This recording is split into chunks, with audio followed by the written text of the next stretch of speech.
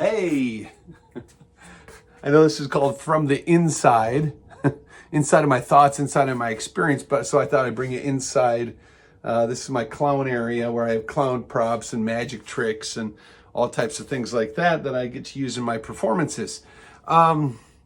Recently, I was with the International Clown Hall of Fame at the Big Top Circus Parade in Baraboo, Wisconsin, and celebrating Circus World Museum and all that kind of stuff. And there's all kinds of fun stuff that happens there. And I've been thinking about how comedy works because, I want to bring the laugh. And I think there's a couple things that we should pay attention to if we're trying to do comedy, if we're trying to be funny. And so let me just share a couple of those things with you. First of all, like along the parade route, it's something that's visible that people can see and hopefully it's like when they see the thing and it sets up the visual punchline, okay, that kind of thing. For example, here I have my rock around the clock, rock around the clock, right? There it is. And let's grab this one here. I always enjoy doing this one. I can go to a crowd and say, "Have you seen my Aunt Mabel? I'm looking for her. I don't know if you've seen my Aunt Mabel. Hold on here. See, she looks like this. Have you seen her? No? No. Okay." And so what I'm doing is I'm getting their mind thinking one direction, and then I hit the punchline. Now, the punchline here is basically a visual. Boom, I give them a picture. Picture's worth 1,000 words, right? So my Aunt Mabel gets them thinking one direction, and then there's a real aunt, my Aunt Mabel. So you need to have the setup, and then you, boom, then you hit it, the punchline. And clowns do that not just verbally, but they also do it visually. For example, I have, I had this for a banquet the other day. It's my boutonniere. I don't know if you've seen this before. That's my boutonniere. Yeah. Okay. So, it's not always just what you say, it's how you say it that counts. We talk about a real key to comedy is timing. And so if you're saying something you think it's funny, you might just need to reword it a little bit, or you might need to pause and then say the punchline instead of just run it together. Here's an example. A couple jokes I just recently wrote down. I've been reading this ventriloquist book, and he shared some of his punchlines he likes. And for example, here's one here. It says, he was built backwards. Yeah, his feet smell and his nose runs. I could say, yeah, that guy, his feet smell and his nose runs, so I guess he was built backwards. It doesn't carry the same kind of punch. An example, my sister has sensitive ears. She screams every time I pull them. Okay. I could say, yeah, my sister screams every time I pull her ears because I guess she has sensitive ears. Okay, that's not funny. I need to put those phrases in a different order. Once again, instead of, oh yeah, my sister screams every time I pull her ears, I guess she has sensitive ears. See, it's not funny. But if I say, oh, my sister, yeah, she has sensitive ears. Of course, you're thinking, oh, it's because of volume or whatever, right? And then you say, oh, yeah, she screams every time I pull them. Okay. So the setup is very important. And then you hit the punchline. Okay, which side of the duck has the most feathers?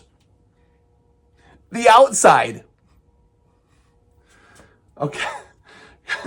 I'm already laughing at how inept it is. If I'd say, did you know the outside of a duck It has the most feathers.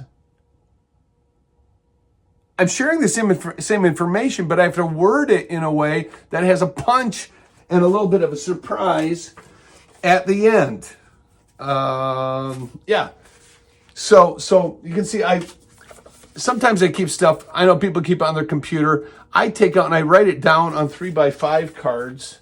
And that way when I'm working on a ventriloquist routine, actually, I can start putting them in the right order I want them. Oh, it's like on a computer doing cut and paste, I guess, because I can change them around. It flows better that direction.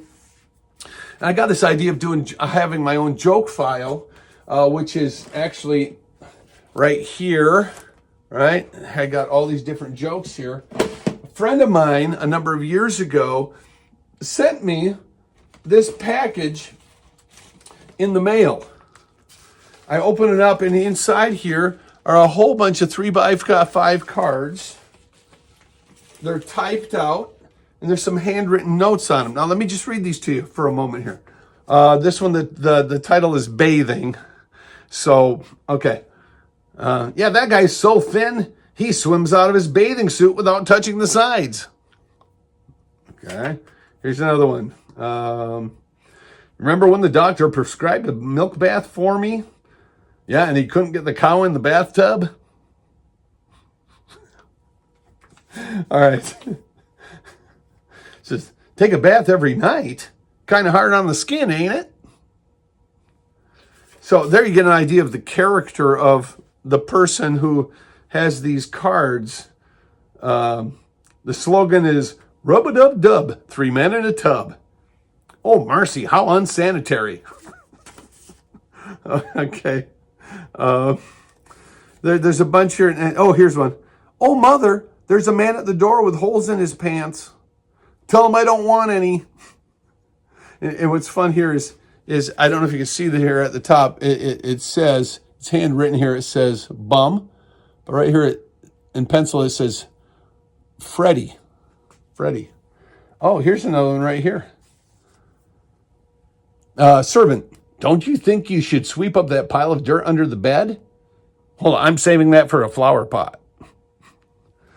And it says, Clem. Clem. Those that are clowns. You already know who these are from. Freddie the Freeloader, Clem Cadiddle Hopper. This is part of the private collection of Red Skelton. And he would take and write down the jokes or write down a funny line or write down an idea. And he would have these so he could keep them. And as he's developing routines, well, maybe I need to say something funny here. I'm not sure what to say. He could go back and look through his list of cards and then be able to work them into routines. So there's a couple of just ideas and thoughts that maybe will help you along the way. Examine your wording, examine your timing. Does it need a pause? Do I need to change the phrases around? And maybe it'll be a little bit funnier, okay? There's a few of my thoughts from the inside.